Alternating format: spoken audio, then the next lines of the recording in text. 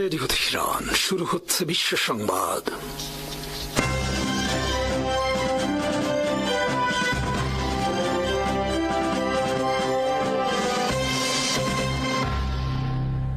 শুরুতেই সংবাদ শিরোনাম। ইসরায়েলে একযোগে ১০০টি রকেট ও ক্ষেপণাস্ত্র নিক্ষেপ ইরান হিজবুল্লাহ। ইরানের ক্ষেপণাস্ত্র হামলার সঙ্গে মিল রেখে প্রায় একই সময়ে ইসরায়েলে বিপুল সংখ্যক রকেট ছুড়েছে লেবাননের সশস্ত্র গোষ্ঠী হিজবুল্লাহ। ইসরায়েলের সংবাদ মাধ্যমের বরাত দিয়ে আল জাজিরা একথা জানিয়েছে। লেবানন থেকে আল জাজিরার প্রতিনিধি জানান, কয়েক মিনিটের মধ্যে উত্তর ইসরায়েলে অন্তত ৩ দফায় রকেট হামলা চালিয়েছে হিজবুল্লাহ।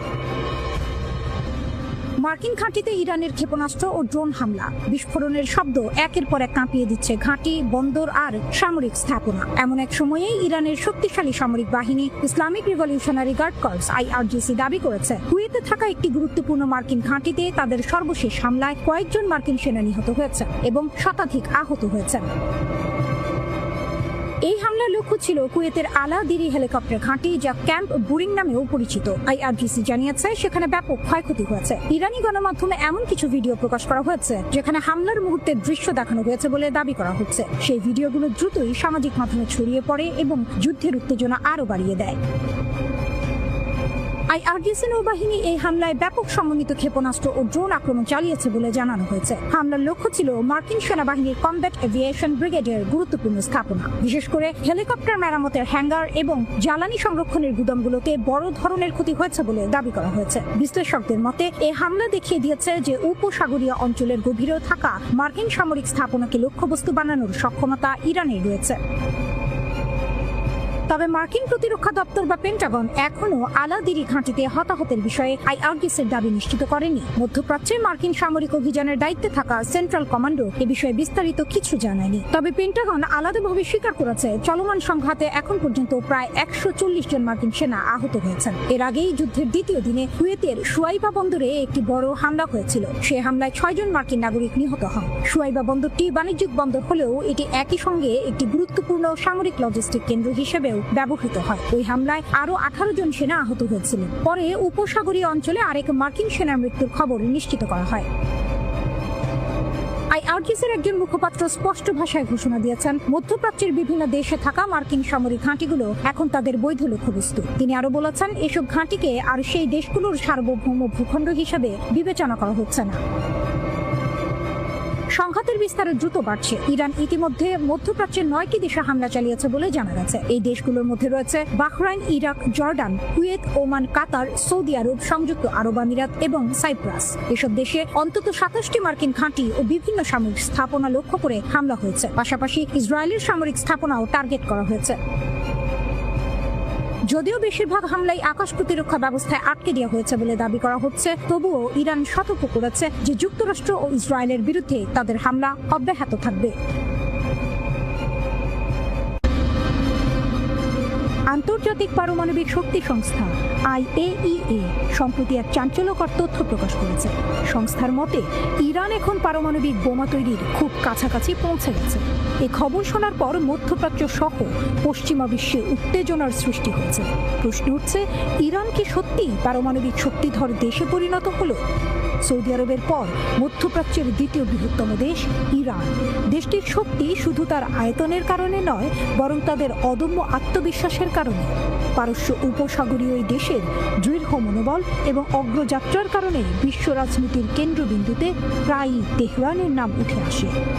ইরানের সামরিক সাফল্য দেখে মনে হয় তাদের সামনে কোনো বাধা নেই, তারা যেন নিরবিচ্ছিন্ন গতিতে এগিয়ে চলেছে। তবে বাস্তবতা কিছুটা ভিন্ন, কারণ ইরানের অন্যতম প্রধান প্রতিদ্বন্দ্বী হলো যুক্তরাষ্ট্র, বিশ্ব রাজনীতির অন্যতম শক্তিধর দেশ। কিন্তু কেন ইরানের বিরুদ্ধে এত নিষেধাজ্ঞা আর কঠোরতা? এর মূল কারণ হলো ইরানের পারমাণবিক শক্তি অর্জনের আকাঙ্ক্ষা। বিশেষজ্ঞদের মতে ইরান পারমাণবিক শক্তিধর রাষ্ট্র হওয়ার একেবারে দ্বারপ্রান্তে। বহুদিন ধরে বিভিন্ন সূত্রে শোনা যাচ্ছিল ইরান খুব দ্রুত পারমাণবিক বোমা তৈরির ক্ষমতা অর্জন করতে পারে। এবার IAEA জানিয়েছে ইরান 6টি পারমাণবিক বোমা তৈরির সক্ষমতা অর্জন করেছে। IAEA এর মতে মতে ইরানের কাছে পারমাণবিক বোমা তৈরির জন্য প্রয়োজনীয় সব উপাদান মজুদ রয়েছে। তবে ইরানের এই অর্জন যুক্তরাষ্ট্রের জন্য বড় চ্যালেঞ্জ হয়ে দাঁড়িয়েছে, কারণ ইরান যদি পারমাণবিক শক্তিধর রাষ্ট্রে পরিণত হয় তাহলে মধ্যপ্রাচ্যে আমেরিকার প্রভাব কমে যেতে পারে। তাই যুক্তরাষ্ট্র ও পশ্চিমা বিশ্ব ইরানকে থামানোর জন্য নানা কৌশল অবলম্বন করছে। ইরানকে প্রতিহত করতে যুক্তরাষ্ট্র একের পর এক পদক্ষেপ নিচ্ছে। অর্থনৈতিক নিষেধাজ্ঞা, পারমাণবিক স্থাপনায় হামলার হুমকি, এমনকি ইরানের পারমাণবিক কার্যক্রম সীমিত করার জন্য চুক্তির চাপ, এসব কৌশল নিয়ে এগোচ্ছে পশ্চিমারা। তবে ইরানি নেতারা এসব হুমকিতে বিচলিত নন। তাদের বক্তব্য স্পষ্ট, ইরানকে দমানো এত সহজ নয়। যুক্তরাষ্ট্র এখন ইরানের ওপর চরম চাপ প্রয়োগ করছে, তখন ইরানও দিয়েছে শক্ত প্রতিরোধের ঘোষণা। দেশটির প্রেসিডেন্ট সরাসরি চ্যালেঞ্জ ছুঁড়ে দিয়ে বলেছেন, এসো আমাদের গুরুত্বপূর্ণ স্থাপনাগুলো ধ্বংস করো। যদি 100টি পারমাণবিক স্থাপনা ধ্বংস করো তাহলে আমরা 1000টি নতুন স্থাপনা তৈরি করব। তেহরান আরও স্পষ্ট করে দিয়েছে, যদি শত্রুরা একটুও ভুল করে তাহলে তার ভয়াবহ পরিণতি হবে। ইরানের হাত যে কোনো মুহূর্তে ট্রিগারে চলে যাবে। সামান্য উস্কানি পেলেই তারা পাল্টা জবাব দিতে পিছপা হবে না। এখন আর কোনো কিছুই ইরানকে থামাতে পারবে না। দেশটি এগিয়ে চলেছে দুর্বার গতিতে, পশ্চিমাদের কোনো শাসন নিষেধের তোয়াক্কা না করে। এরই মধ্যে ইরানের পারমাণবিক শক্তি অর্জনের এই সাফল্য বিশ্বকে অবাক করে দিয়েছে। ইরানের এমন আত্মবিশ্বাস যেন যুক্তরাষ্ট্রের গলায় কাঁটার মতো বিঁধছে। আর তাই ট্রাম্প প্রেসিডেন্ট থাকাকালীন সময় থেকে ইরানের ওপর একের পর এক নিষেধাজ্ঞা আরোপ করেছে। দ্বিতীয় মেয়াদে ফেরার পরও তার একই নীতি অব্যাহত ছিল। তবে বাস্তবতা হলো, ট্রাম্পের এসব নিষেধাজ্ঞা কোনো কাজে আসেনি। এত বাধার পরও ইরান তার কূটনৈতিক দক্ষতা আর অদম্য ইচ্ছাশক্তির মাধ্যমে পারমাণবিক শক্তির পথে এগিয়ে গেছে, যা আজ বিশ্ববাসীর কাছে এক বিস্ময়। 2019 সাল থেকেই ইরান পারমাণবিক অস্ত্র তৈরির মূল উপাদান ইউরেনিয়াম সংগ্রহের দিকে মনোযোগ দেয়। যুক্তরাষ্ট্র ও ইসরায়েলের মতো শক্তিধর দেশগুলোর বিরুদ্ধে প্রতিরক্ষা শক্তি বাড়ানোর জন্যই তারা এই উদ্যোগ নেয়। আন্তর্জাতিক পরমাণু শক্তি সংস্থা এর মতে সাধারণত 90% বিশুদ্ধ ইউরেনিয়াম দিয়ে পারমাণবিক অস্ত্র তৈরি করা হয়, আর ইরানের কাছে বর্তমানে 60% বিশুদ্ধ ইউরেনিয়াম মজুদ আছে। এই বিষয়ে IAEA প্রধান রাফায়েল গ্রসি জানিয়েছেন, ইরানের কাছে বর্তমানে 250 কেজি ইউরেনিয়াম রয়েছে, যার বিশুদ্ধতার মাত্রা 60% ছাড়িয়ে গেছে। যদি দেশটি আরও ইউরেনিয়াম বিশুদ্ধ করতে পারে তাহলে তারা 6টি পারমাণবিক বোমা তৈরি করতে পারবে। এ কারণেই এখন ইরানের সঙ্গে আলোচনা করা জরুরি বলে মনে করছে বার্তা সংস্থা রয়টার্স। তবে ইরান এই বিষয়ে কড়া বার্তা দিয়েছে। তারা আন্তর্জাতিক পরমাণু শক্তি সংস্থাকে সতর্ক করে বলেছে যেন তারা কোনো পক্ষপাতমূলক সিদ্ধান্ত না নেয় এবং ইরানের বিরুদ্ধে পশ্চিমাদের হাতিয়ার হিসেবে ব্যবহৃত না হয়। ইরানের পরমাণু শক্তি সংস্থার প্রধান মোহাম্মদ ইসলামি স্পষ্টভাবে বলেছেন, IAEA এর উচিত রাজনীতি থেকে দূরে থেকে শুধু পেশাদারভাবে কাজ করা। তিনি আরও জানান, ইরান সবসময়ই জাতিসংঘের পরমাণু সংস্থার সঙ্গে যোগাযোগ রাখছে, কিন্তু কিছু ইউরোপীয় দেশ ইরানের বিরুদ্ধে IAEA এর মাধ্যমে একটি নেতিবাচক প্রতিবেদন তৈরি করানোর চেষ্টা করছে, যা ইরান কোনোভাবেই মেনে নেবে না। তিনি সংস্থাটিকে আহ্বান জানিয়েছেন যেন তারা নিরপেক্ষ থেকে আইন মেনে চলে এবং কোনো রাজনৈতিক পক্ষপাতিত্ব না করে। তেহরানের কড়া সতর্কবার্তার পরও পারমাণবিক ইস্যুতে একের পর এক মন্তব্য করে যাচ্ছেন আন্তর্জাতিক পরমাণু শক্তি সংস্থার প্রধান রাফায়েল গ্রসি। তিনি বলেছেন, ইরান ও যুক্তরাষ্ট্রের মধ্যে সরাসরি যোগাযোগ না থাকা বেশ উদ্বেগজনক। পারমাণবিক আলোচনা শুরু না হওয়ায় সমস্যাটা আরও জটিল হচ্ছে। এ সময় তিনি যুক্তরাষ্ট্রের বাধা এবং ইরানের ওপর দেশটির একতরফা নিষেধাজ্ঞা উপেক্ষা করে দুই দেশের মধ্যে ইতিবাচক সম্পর্ক গড়ে তোলার আহ্বান জানান। কিন্তু তারই অবস্থান নিয়ে বিশ্ব রাজনীতিতে প্রশ্ন উঠছে, IAEA কি সত্যিই নিরপেক্ষ নাকি পশ্চিমাদের পক্ষেই কথা বলছে? আগে থেকেই যুক্তরাষ্ট্রপন্থী মনোভাবের জন্য ইরান সংস্থাটিকে সতর্ক করেছিল রাজনীতি থেকে দূরে থাকার ব্যাপারে।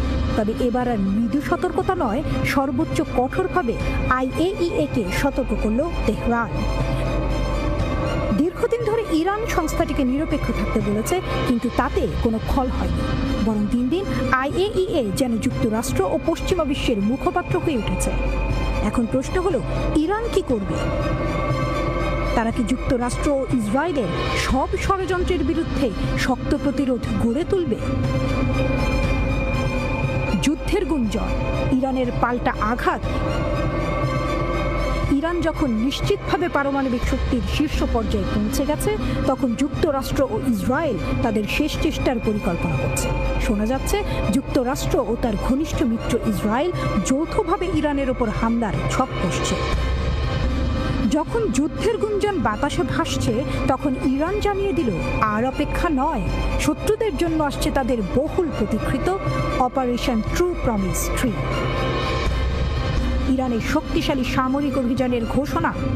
ইসলামী বিপ্লবী গার্ড কর্পস IRGC এর এক শীর্ষ কমান্ডার সম্প্রতি ঘোষণা দিয়েছেন, অপারেশন ট্রু প্রমিস 3 খুব শিগগিরই বাস্তবায়ন করা হবে। IRGC ডেপুটি কোঅর্ডিনেটর আলী ফজলি জানিয়েছেন, এর আগে ট্রু প্রমিস 1 ও ট্রু প্রমিস 2 সফলভাবে বাস্তবায়ন করা হয়েছে। এবার তৃতীয় ধাপ শুরু হবে পরিকল্পনা অনুযায়ী। এর আগে IRGC প্রধান মেজর জেনারেল হোসেন সালামি বলেছিলেন, ইসরায়েলের বিরুদ্ধে পরিচালিত ট্রু প্রমিস 1 ও ট্রু প্রমিস 2 ছিল শুধুই সতর্কবার্তা, মূল প্রতিশোধ এখনও নেওয়া হয়নি। এবার ট্রু প্রমিস 3 সম্পর্কে ইঙ্গিত দিয়ে জেনারেল সালামি স্পষ্ট করে বলেছেন, যদি শত্রুরা তাদের ষড়যন্ত্র চালিয়ে যায়, তাহলে এবার ইরান এমন আঘাত করবে যা আগে কখনো কেউ দেখেনি। তিনি আরও বলেন, আজকের ইরান আগের চেয়ে অনেক শক্তিশালী। আমরা এতটাই ক্ষমতাধর যে পুরো বিশ্ব কাঁপিয়ে দিতে পারি। আমাদের শক্তি শত্রুদের কল্পনার বাইরে। ইতোমধ্যেই ইরান তার শক্তিশালী অস্ত্রভাণ্ডার গড়ে তুলেছে, যা শত্রুদের জন্য আতঙ্কের কারণ হয়ে উঠেছে। নর্থ কোরিয়ার নকশার উপর ভিত্তি করে ইরান গোপনে পারমাণবিক ক্ষেপণাস্ত্র তৈরি করেছে বলে দাবি করেছে national council of resistance of Iran. এসব ক্ষেপণাস্ত্র ইরান থেকে ইউরোপে উড়ে গিয়ে ভয়াবহ ধ্বংসযজ্ঞ চালাতে সক্ষম। গোপন পারমাণবিক কর্মসূচি। NCRI এর প্রতিবেদনে বলা হয়েছে, তেহরান 2টি গোপন স্থাপনায় এসব অস্ত্র তৈরি করছে, যেখানে আসলে স্যাটেলাইট উৎক্ষেপণ কেন্দ্র হিসেবে ছদ্মবেশে পরিচালিত হচ্ছে। এসব কেন্দ্রে পারমাণবিক কর্মসূচি আরও দ্রুত গতিতে এগিয়ে নেওয়া হচ্ছে। তেহরানের তৈরি ক্ষেপণাস্ত্রগুলো 3000 কিলোমিটারের বেশি দূরত্ব অতিক্রম করতে পারে, যা ইউরোপের বিভিন্ন স্থানে হামলা চালানোর জন্য যথেষ্ট। এই মিসাইল তৈরির কার্যক্রম ভূগর্ভস্থ সাইটে পরিচালিত হচ্ছে, যাতে গোয়েন্দা নজরদারি থেকে বাঁচা যায়। স্যাটেলাইট চিত্রে দেখা গেছে, এই স্যাটেলাইটগুলোর গোপনীয়তা নিশ্চিত করতে কনক্রিট প্ল্যাটফর্ম ব্যবহার করা হয়েছে। তবে ইরানের দাবি, এটি স্যাটেলাইট উৎক্ষেপণের জন্য একটি প্রদর্শনী মাত্র। ইরানের নতুন ব্যালিস্টিক মিসাইল। সম্প্রতি ইরান তাদের নতুন ব্যালিস্টিক মিসাইল এতেমাদ উন্মোচন করেছে, যা 1700 কিলোমিটার দূরের লক্ষ্যবস্তুতে আঘাত হানতে সক্ষম। এছাড়া ইসলামী বিপ্লবী গার্ড কর্পস IRGC ও প্রতিরক্ষা গবেষণা সংস্থা শাহরুদ মিসাইল কেন্দ্র পরিচালনা করছে, যেখানে পারমাণবিক ওয়ারহেড তৈরি করা হচ্ছে। এই ওয়ারহেড গাহেম 100 ক্ষেপণাস্ত্রে সংযোজন করা হবে, যা আরও উন্নত মারাত্মক ধ্বংসযজ্ঞ চালাতে সক্ষম।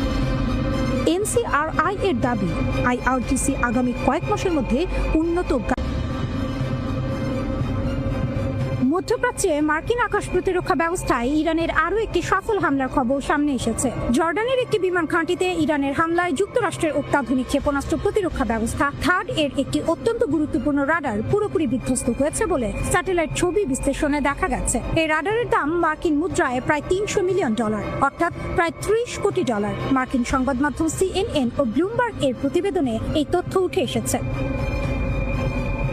বাণিজ্যিক স্যাটেলাইট থেকে পাওয়া ছবি বিশ্লেষণ করে দেখা গেছে, জর্ডানের মুয়াফাক সালতি বিমান ঘাঁটিতে অবস্থানরত মার্কিন কোম্পানি RTX কর্পোরেশন নির্মিত AN টাইপ 2 রাডারটি আনুষঙ্গিক সরঞ্জাম সহ ধ্বংস হয়ে গেছে। ইরানের সঙ্গে ইসরায়েল ও যুক্তরাষ্ট্রের সামরিক সংঘাত শুরুর দিকেই এই হামলা চালানো হয়। সংবাদ মাধ্যম CNN এবং বিভিন্ন বাণিজ্যিক স্যাটেলাইট সংস্থা এই ধ্বংসযজ্ঞের ছবি প্রকাশ করেছে।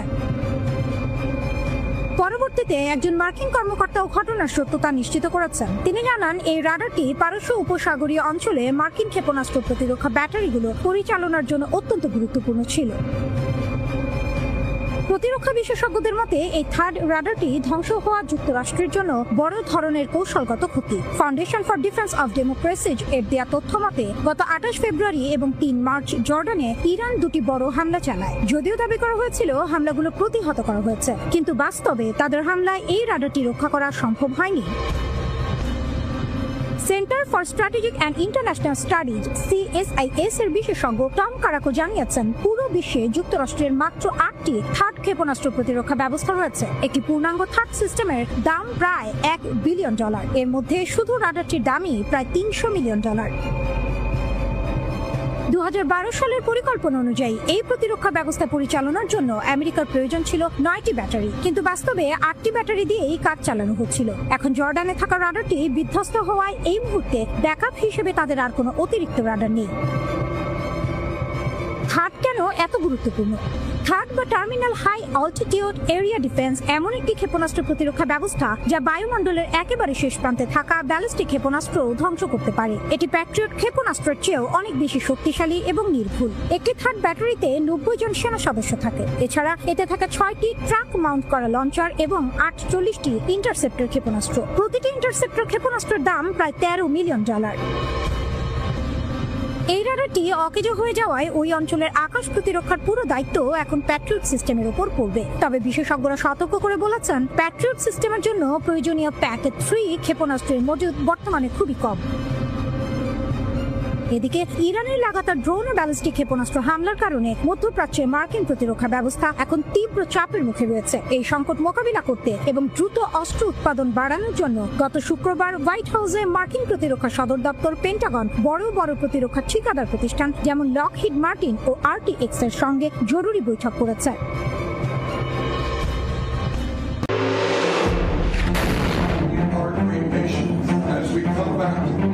যুক্তরাষ্ট্র ইসরায়েলের প্রথম কৌশল কোনো কাজে আসেনি। ইরানকে দ্রুত হারানোর পরিকল্পনা ভেস্তে গেছে। এদিকে ডোনাল্ড ট্রাম্প ঘোষণা করেছেন, হামলার জন্য ইরানের গুরুত্বপূর্ণ কোনো স্থাপনা বাদ নেই, সুতরাং দ্রুতই যুদ্ধ বন্ধ হতে পারে। মার্কিন প্রেসিডেন্টের এমন ঘোষণার পর বিশেষজ্ঞরা বলছেন, মূলত প্রথম কৌশলে হার মেনেই যুদ্ধ বন্ধের ইঙ্গিত দিলেন ট্রাম্প। তবে এবার যুক্তরাষ্ট্র ইসরায়েল তাদের প্ল্যান বি নিয়ে কাজ শুরু করেছে। নেতানিয়াহু নিজের তৈরি এক ফাঁদে নিজেই পড়েছেন, আর সেই ফাঁদে তিনি ট্রাম্প এবং যুক্তরাষ্ট্রের সামরিক বাহিনীকেও টেনে এনেছেন। ইসরায়েলের জন্য কিংবা যুক্তরাষ্ট্রের জন্য এই যুদ্ধের শেষ হতে হবে পূর্ণ বিজয়ের মাধ্যমে। এর কম কিছু হলে তা অর্থহীন হয়ে পড়বে, এমনটাই মনে করেন বিশ্লেষকরা। দ্য গার্ডিয়ান তাদের এক প্রতিবেদনে উল্লেখ করেছে, যদি যুদ্ধ এমন অবস্থায় শেষ হয় যে বড় ক্ষতি কিংবা ব্যাপক প্রাণহানির পরও ইরানের শাসন ব্যবস্থা টিকে থাকে, সেটাও ইসরায়েলের কাছে গ্রহণযোগ্য হবে না। তখন ইরানের সবচেয়ে গুরুত্বপূর্ণ কাজ হয়ে দাঁড়াবে তাদের প্রযুক্তিগত সক্ষমতা ব্যবহার করে দ্রুত একটি পারমাণবিক অস্ত্র তৈরি ও পরীক্ষা করা, যাতে ভবিষ্যতে আর কেউ তাদের উপর হামলা করার সাহস না পায়।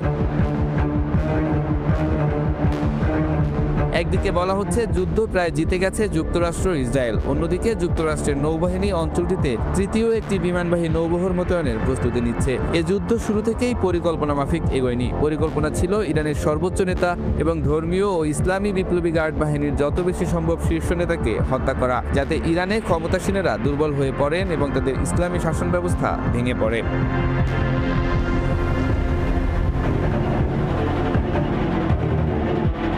কিন্তু এই পরিকল্পনা সম্পূর্ণরূপে ব্যর্থ হয়েছে, যেমনটি আগে থেকেই এক মার্কিন গোয়েন্দা মূল্যায়নে বলা হয়েছিল।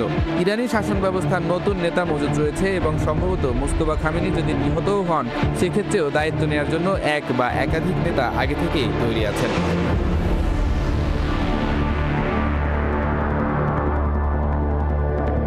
যুদ্ধের কৌশল এখন প্ল্যান বিতে পৌঁছেছে, যার দুটি উপাদান আছে।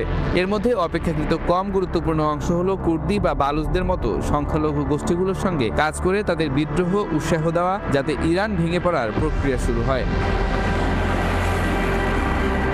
তবে এই প্ল্যান বিতে কিছু প্রভাব পড়তে পারে, কিন্তু উদাহরণ হিসেবে কুর্দিরা ইসরায়েলের উপর সহজে আস্থা রাখবে না, আর ট্রাম্পের নেতৃত্বাধীন যুক্তরাষ্ট্রের উপর তো আরও কম। দ্বিতীয় উপাদানটি অনেক বেশি গুরুত্বপূর্ণ। এটি ইসরায়েলের ঐতিহ্যগত সামরিক কৌশলের সঙ্গে সম্পর্কিত। তা হলো শত্রুর নিজ দেশে সমর্থনে তীর ধরানো। এটাকে বলে দাহিয়া নীতি। এই নীতি অনুযায়ী যদি কোনো বিদ্রোহ দমন করা না যায়, কোনো রাষ্ট্রের নেতৃত্বকে বসে আনা সম্ভব না হয়, তাহলে বিজয়ের পথ হলো বেসামরিক জনগণের উপর অবিরাম কঠোর আঘাত হানা। এই নীতি বর্তমানে লেবাননে প্রয়োগ করা হচ্ছে। সেখানে দক্ষিণ বৈরুতের দাহিয়া উপশহরে হিজবুল্লাহর শক্ত ঘাঁটি ধ্বংস করার অভিযান শুরু হয়েছে।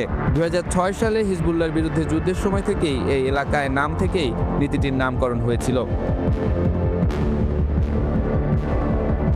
সমালোচকরা বলেন, গত 30 মাসে গাজায় হামাসের বিরুদ্ধে যুদ্ধেও এই নীতি ব্যাপকভাবে প্রয়োগ করা হয়েছে।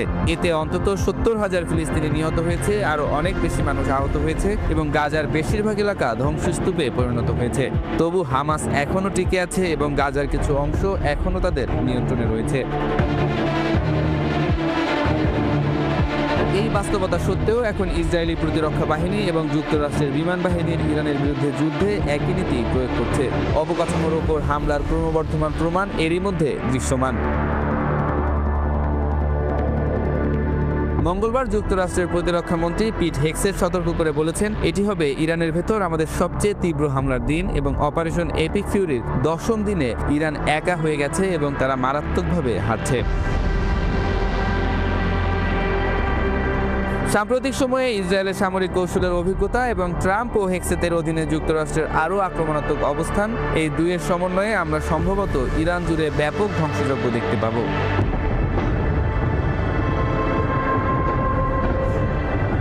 এটি একটি বিশাল কাজ এবং প্রায় 9,30,00,000 মানুষের দেশে এর বড় প্রভাব ফেলতে কয়েক মাস সময় লাগবে, যা গাজার জনসংখ্যার তুলনায় 40 গুণের বেশি। তাছাড়া এই কৌশল কার্যকর হওয়ার সম্ভাবনা খুবই কম।